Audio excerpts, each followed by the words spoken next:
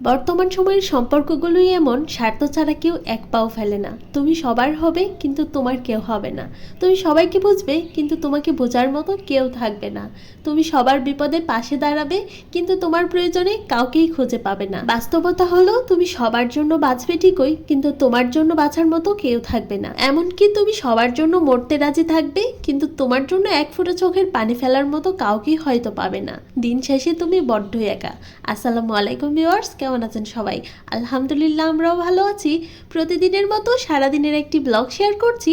আশা করছি পুরো ভিডিওটির সাথেই থাকবেন। সকাল থেকে শুরু করে রাতে ঘুমাতে যাওয়ার আগ পর্যন্ত টুকটাক অল্প স্বল্প কাজ থাকেই। সকালের নাস্তা বানানো শুরু করে দিয়েছি। আজকে হচ্ছে সকাল সকাল রান্নাগুলো সেরে নেব। দিনের অবস্থাও তেমন ভালো না, কারেন্ট গেলে কখন জানি আসে।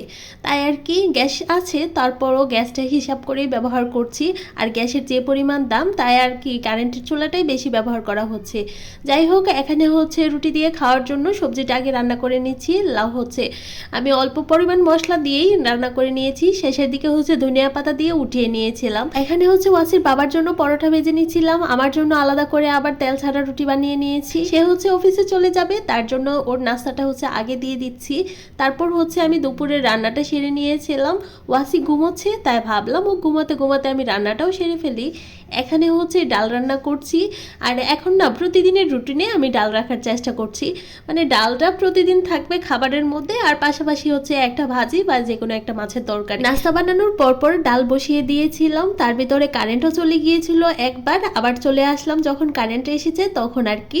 এরই ফাঁকে কিন্তু ওর নাস্তা আমিও খেয়ে নিয়েছি, ওয়াসিকেও খাইয়ে দিয়েছি। আজকে আর আগে থেকে তেমন গোছানো হয়নি, এক চুলায় যেহেতু রান্না করছি একটা বসিয়ে অন্য আরেকটা আর কি রেডি করছি। মাছ ভাজা শেষ হতে না হতেই কারেন্ট আবারও চলে গেল। অপেক্ষা করছি আবারও কারেন্ট আসার পর্যন্ত। আর বাতাসও হচ্ছে, তাই ভাবলাম টবের যে গাছগুলো ছিল সেগুলো একটু সাইড করে দেই। এখানে হচ্ছে মানি প্ল্যান্টের এই গাছটা রেখেছিলাম, আর সবগুলো পাতা দেখেন কেমন নষ্ট হয়ে গেছে। মানে যে পরিমাণ বাতাস হচ্ছে, বাতাসে আর শিলাবৃষ্টি হয়েছিল কিছুদিন আগে, আর শিলাবৃষ্টিতে পাতাগুলো কেমন জানি হয়ে গেছে। যাই হোক, গাছটা ভিতরে নিয়ে এসে এখন রান্না শুরু করে দিয়েছি গ্যাসের মধ্যে।